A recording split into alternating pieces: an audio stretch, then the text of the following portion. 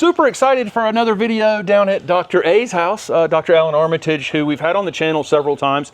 And I've put these videos into a playlist if you guys want to go back and take a look at them. We always have fun time at Dr. A's house here in Athens, Georgia.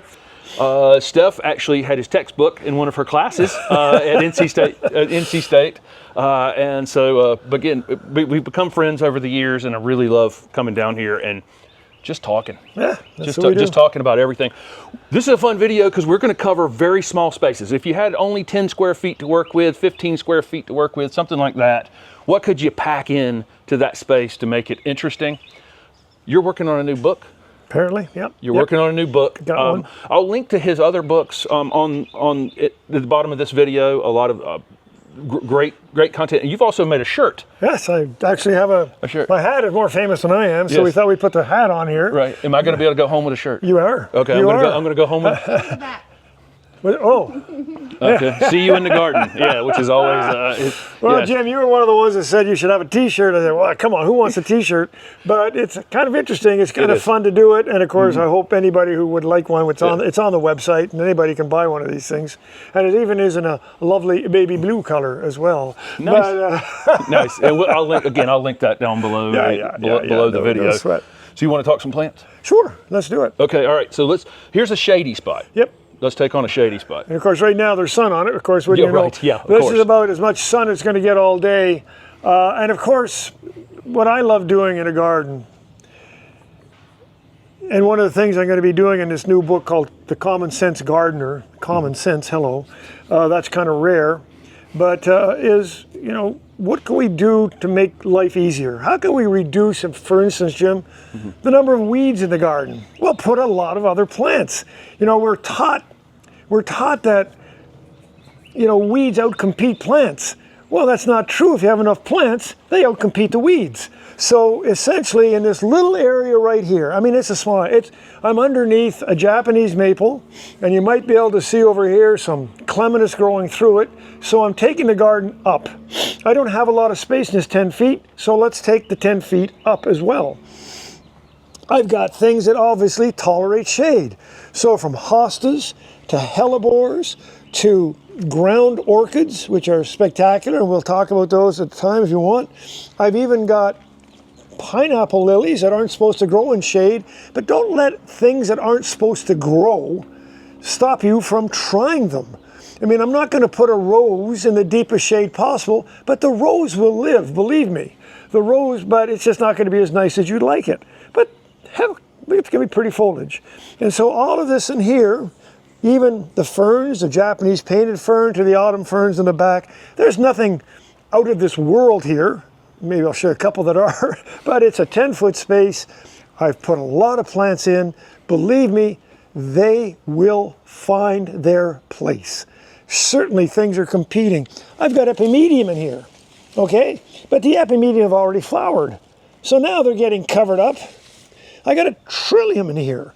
The trillium already flowered, and they're getting covered up with the hostas and the hellebores and whatever else. So the idea of filling a 10-foot space doesn't mean you're going to have 5 plants.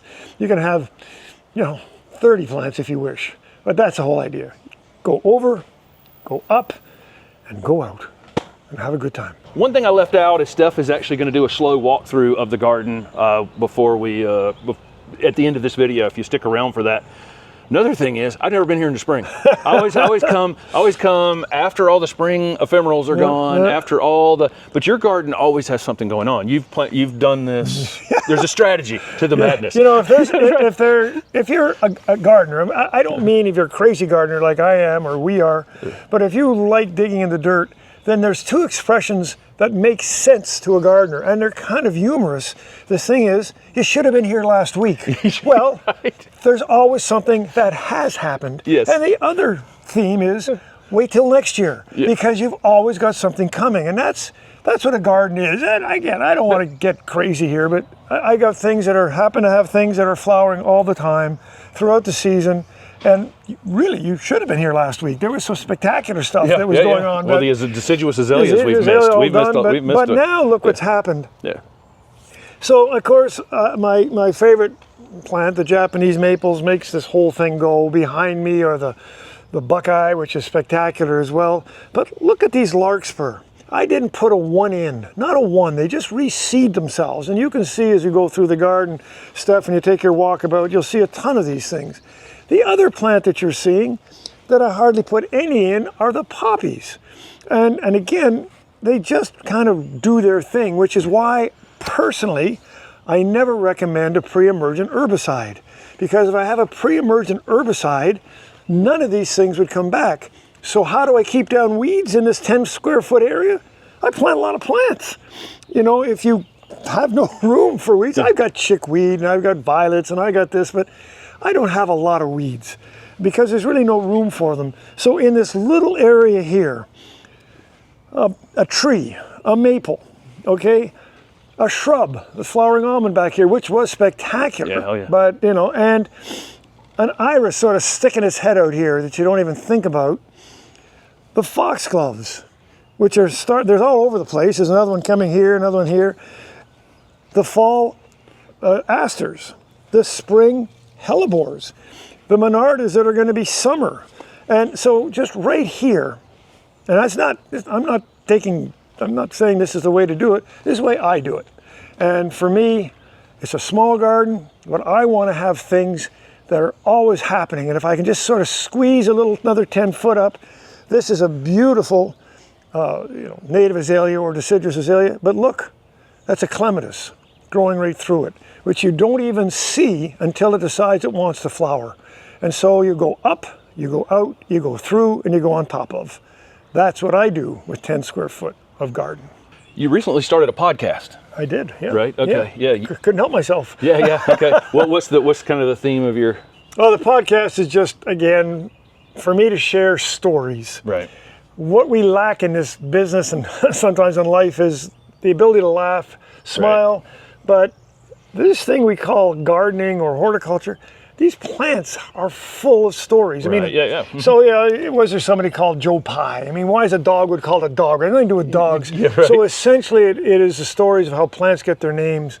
And I also on the podcast have plants that I really enjoy. Uh-huh. So it's kind of a little twofer. Okay. You know, stories of plants, and if you go on the podcast, you'll see which side you want to go on. Right. But they're less than 4 minutes. Okay, so, okay. You know, So if you're in your car or you're in whatever, you can hear a good story, you can smile, you can laugh, or you can hear about a good plant. What's your book called with the story the storybook? And this is what this podcast is really based on. It's called "The Naked Ladies and Forget-Me-Nots." That's what. Yeah, we showed it here. Yeah. The Naked Ladies and like Horace Forget-Me-Nots, and where do they get their names? Well, they're all kind of cool. Right. They're good stories. They're fun. We'll link the podcast down at the bottom of the video as well. So this is longer than 10 square feet. Obviously, we know that. But if you could break this down into like 10, like 5x2 sections here and talk about some of these plants. Sure. Okay. Beautiful. Sure. All right. Well, again, remembering Jim, and I know you're leaving me here, but this is a small garden.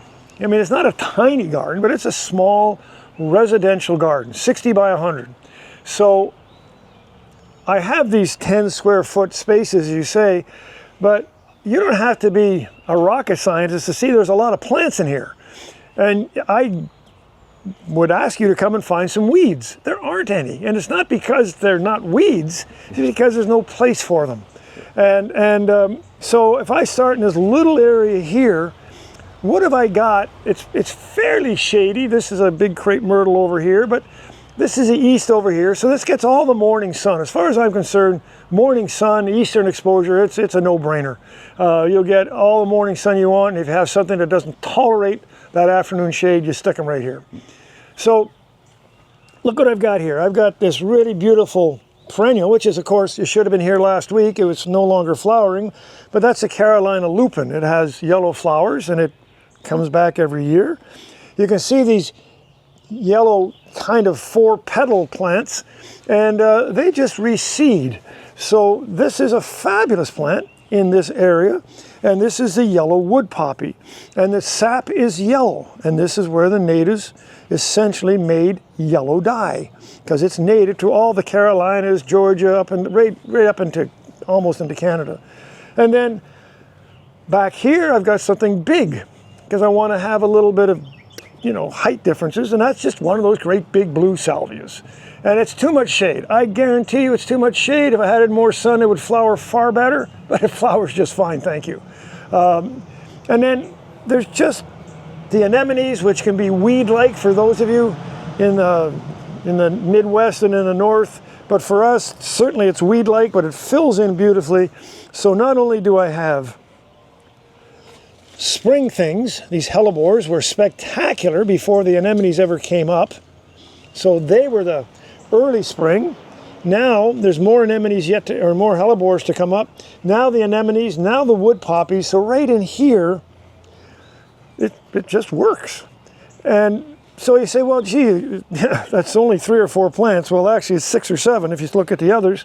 But we'll just come over here a little bit. A fabulous shrub. Oregon grape is its common name, but this is Soft Caress, which is an Oregon grape that I can just handle. It's soft, and most of those Mahonias Oregon grapes are just awful things. So I love this thing. It got creamed in a late frost we had here, went right to the ground, but it's come back just fine. And of course, I put ground covers everywhere, and so this little strawberry geranium or strawberry begonia, terrific plant. Tolerates the morning sun, doesn't tolerate afternoon sun, so life is good. And you can see that it is actually probably everywhere, but where it's able to flower, and you can see it's behind this Solomon seal thing, and it's just terrific. So it just works. And behind that is another shrub. It doesn't look very good right now. That's a spirea that flowers very early in the spring. And a Solomon seal relative that I think is just an outstanding plant because it has beautiful flowers, but the foliage looks like this all season long. And this is called false Solomon seal, or Disporopsis for those people who really want to know such things. And I cut it in February or so when it's, you know, it's evergreen, but it means ever brown, quite truthfully. So I just cut down the leaves, and this is all brand new growth for this season, and it's going to look great. You hardly see the flowers, but that's half the fun of the garden. You show people, you go, look at that, look at all the flowers. And you go, oh, that's kind of cool. And so I just wandered a little bit further here, the next 10 square feet. And again, you can see this is shady, so the go-to plant has been the hellebores, and these are all the hybrid hellebores. These are the ones that go under such names as Frost Kiss, or under names of Ice and Roses, and they're terrific because the foliage looks good all season. The flowers stand straight upright, so they're great cut flowers as well if that's your stick.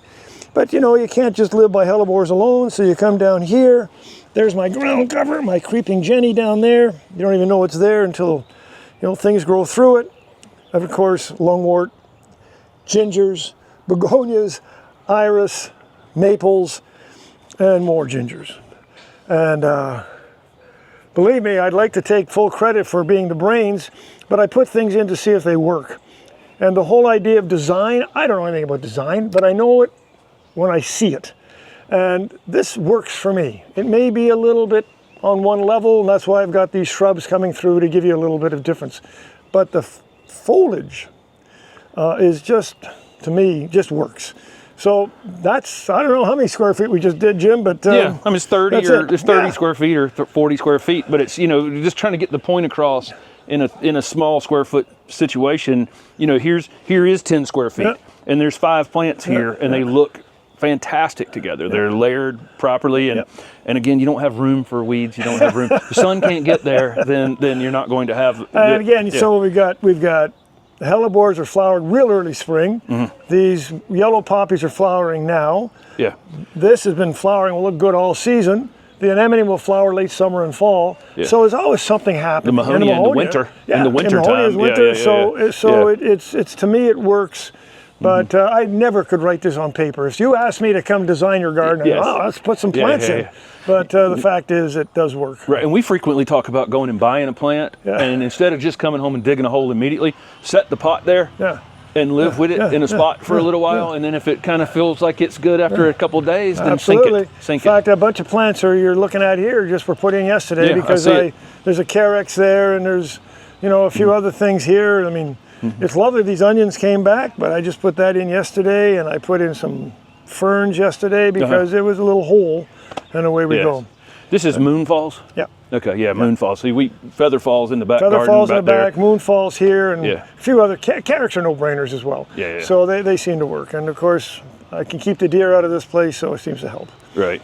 Nice. Thank you so much, as always. Yeah, we love coming down here. We'll link everything we talked about down below the video. And I hope I'll see a bunch of your friends wearing a T-shirt with a silly hat on. And you know, we'll talk about this book. I think it's going to be a good one, The Common Sense Gardener. Once I figure out when it's coming out, you're going to be my my market guy here. You don't know that yet, but you are. Okay. Well, I'm Stephanie is going to be carrying it around. You know. Yeah. Anyway, we'll have a good time. Okay. Perfect. Thank you guys for watching.